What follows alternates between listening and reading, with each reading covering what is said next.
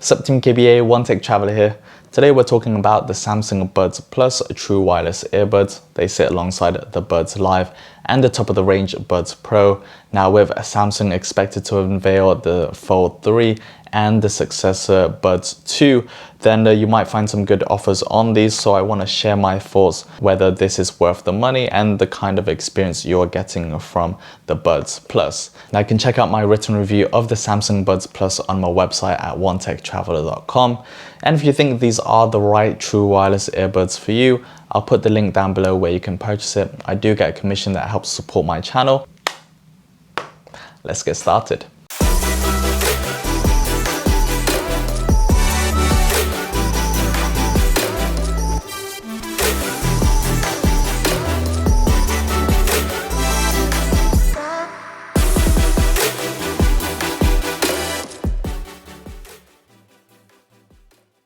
Now first off, inside the box, very compact and minimal. I like they haven't gotten crazy with the packaging. You can see it's very small, it has a sort of pill shape, fairly thin profile, doesn't weigh much, so easy to fit inside your pocket. We also get 2 additional ear tips on top of the one that's already installed on the Buds Plus, and a USB to USB-C cable for you to wire charge it. They do call out some particular features, however, they rate the battery at 11 hours, has 2-way speakers, so you can actually use the earbuds independently if you want to take calls, whether it's the left or the right. 3 mics, and it's also Qi wireless charge ready. So, again, I mentioned this case is very light. On the back, we have that USB-C port, which I mentioned you can charge. Now, if you have a wireless charging pad or a cradle like I do, this one is from Nomad, then you'll be happy to know you can wireless charge this. Normally, I would sit it down here and the LED indicators will power on to show that they are charging, which is very convenient, especially if you have a Galaxy device with reverse wireless charging. You can charge it if your case or the earbuds have run low and don't have access to the cable. The case is in a glossy plastic, which I actually like. It means it's a bit easier to remove any sort of faint marks that I've rubbed against it. Again, very light, very small. So if you're going to put it in your purse, inside your pocket, this is definitely on the smaller side of earbud charging cases. So I like that very much. And on the front, it just says Samsung Sound by AKG. We have the pair of true wireless earbuds. It does come in other colors like black and a few more snazzy colors that Samsung likes to do. And the earbuds themselves, touch gesture controlled, whereas the sides have a bit more matte to it, but I like the contrasting textures and it looks very premium and stylish. Speaking of comfort, this is what it looks like from the front. Let me just position it as how I normally would. And you can see here on the right side and on the left side. So fairly flat in terms of the front profile from my ear. It's pretty much level to my ear and doesn't stick out so much. Just have music playing. If you prefer more of a conventional design to sort of fit these wireless earbuds in, than say the stalk hanging out, then this is a bit more down your alley. Now I mentioned that it does have touch gesture control, which you can activate from this triangular surface. It's all the basics that we've come to expect from more of the higher end type of earbuds. So if you tap it once, it's going to play or pause your music. Double tap it twice and it's going to change the track. You can also touch and hold it, which is either going to open up ambient sounds or the other controls that you set in the wearable app. If you decide to activate the double tap earbud option in the labs of the wearable app, you can actually adjust the volume on either the earbuds to increase the volume or down. That actually works very well. Touching the surface area to activate those options, it works really well. You don't have to click a button like I've tried on other earbuds. I like more touch gesture controls, which definitely feel more natural with these kind of earbuds than say button pressed versions. Very responsive and activates the options I need to whenever I decide to. That being said, they are responsive, but sometimes a bit too responsive for my liking. The sensitivity is more on the higher side, which means anytime I'm actually handling the earbud to either put it inside my ear or just readjusting it, on most occasions you are going to accidentally touch the control area, which means stopping your music when you didn't want to, or ending a call. It'll be nice to adjust the sensitivity within the wearable app, but you have to turn it on or turn it off, which is a shame. I wouldn't turn it off because it's very useful. Now, speaking of the wearable app,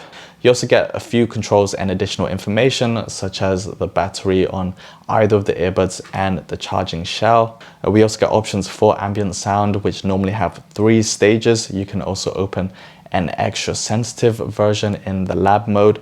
The first one is pretty negligible. Only from the second I will say is decent, but only if you're in a quiet area.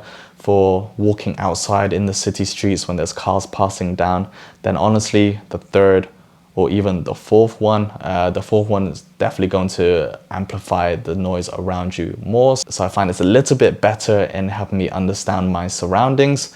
You kind of get a monitoring feedback, so I can hear my voice as I'm talking to you right now with ambient sound on. I like in the touch controls option, you can adjust the touch and hold feature, and on the right, you can choose to adjust the volume or you can open up ambient sound. Since I'm walking, I'm not going to be diving into the phone to adjust the ambient sound every time I want to hear more around me. It's just easier to take the earbud out. But if I press and hold, then it's going to activate or deactivate ambient sound. And in those instances where I want to hear a little bit more around me, that feature is actually very useful. So that's where the touch control feature helps. There's 2 other features I want to talk about in the wearable app. One is the equalizer. You get a total of 6 different presets, from normal, bass boost, soft, dynamic, clear, and treble boost. The dynamic, which is just going to give me a bit more punchiness throughout the frequency, especially on the lower and the higher end. Find my earbuds. If you've accidentally left it somewhere around the house and can't find it, if you press start, then it's going to trigger a music playing. And if I play it close to the mic, it has a kind of bird tweeting sound. Not that loud, but loud enough in a quiet space to find it. So it's a nice feature to have. But overall, a decent app with useful information, seamless connection with the earbuds, and just detailed enough, but nothing more than that. Now, of course, you're wondering how good is the sound? It's pretty good. I would say it's all round and balanced, like average. It's got that typical AKG sound, so it's nice and clean and has good clarity towards the higher frequencies. So vocals and acoustics do come out well, and has good instrument reproduction. Kind of lacks the sound immersion unless you crank up the volume more towards the 50 and 75%, where I personally have it, because the volume sits a little bit on the lower side, but likes the kind of punchiness in the bass section for the songs that I listen to, which is more on the hip hop, R&B, and then just a variety of genres. So in terms of bass, it is a little bit lacking, even though it's got a dedicated tweeter and woofer. It's okay, but in terms of the overall sound, it has a nice fullness to it. Overall good level of sound reproduction and immersion, just nothing really noticeable. Very safe, but pleasing type of sound. Now, when it comes to call quality, I will say it sits on the better side. I've made normal calls and also through Facebook Messenger, and generally I found it to have pleasing results. I was told my voice was a little bit distant from the microphone, so that's just down to the location of the mics on these earbuds, which tend to not do well for calls. But it was far better than other wireless earbuds that I've tried, where you can actually have a normal conversation and they can hear you without it sound like my voice is being muffled or drowned out or just really far. So overall, very pleasing results, and I was happy to hear both when I also received the call to see what they sounded like. Everything was smooth and doesn't have a pristine high quality sound to it, kind of lacking the richness. But again, in average day-to-day use and something that is more than passable enough for a regular call, these ones work very well. Now, other features to note, these use magnets to sort of hold inside the charging case that are held securely. However, the magnets themselves are actually fairly weak. I already feel it sort of coming out from the jolts, and if I decide to do it hard enough, it's going to come out. I've not had any issues with weak magnets falling out, since the case itself is pretty reassuring. So just something to note, magnets could be a little bit stronger. In terms of battery, rated at 11 hours, and you get an additional cycle from the charging case, so 22 hours. for my own personal preference, where I like to jack up the volume closer to 75%, just because the volume is a little bit on the lower side than other earbuds I've used. Kind of get more towards 6 hours.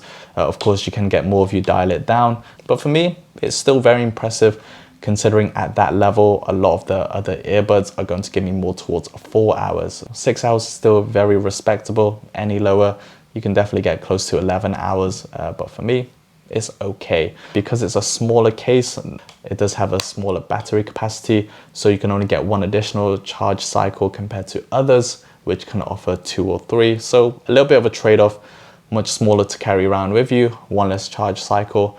But again, I do like longer battery life per cycle and tend to charge it when I don't need it or overnight, especially wireless charging. So overall, the smaller footprint and longer battery works better for me. But if you are on long commutes, then you might find that one additional charge cycle to be a bit on the lower end. The Samsung Buds Plus, is it worth your money? Nowadays, you could probably find it around £90, £100 or $100. The market price for the Buds Live is also very close to the Buds Plus, and I think has more of a refined sound, a smaller footprint, and overall more comfortable in your ear for a longer period of time. I do find that these are secured enough, but maybe not so much intend to work out hard with these. But the Buds Live have more of a distinctive design that you might find not to your liking. So I find it more of a hardware preference, and you get a little bit more quality out of the Buds Live. The differences are very minimal. If you find a good offer on the Buds Plus, I wouldn't hesitate. They're good all-round true wireless earbuds that have a smooth, seamless experience to use. Besides an overly sensitive touch area, very responsive to your touches. If you have a Galaxy phone, it's obviously going to play nicely with it, considering it's Samsung's ecosystem. But overall, cool quality, sound quality, all round satisfying, passes the average, and yeah, very good. Thanks a lot, Team KBA. Hope you found this video useful. If you did, give it a big thumbs up. You can check out my written review on my website at onetechtraveler.com. And again, if you think that these are the right true wireless earbuds for you, you can purchase it down in the link below. I'll see you in the next one. But until then, keep being awesome. Peace.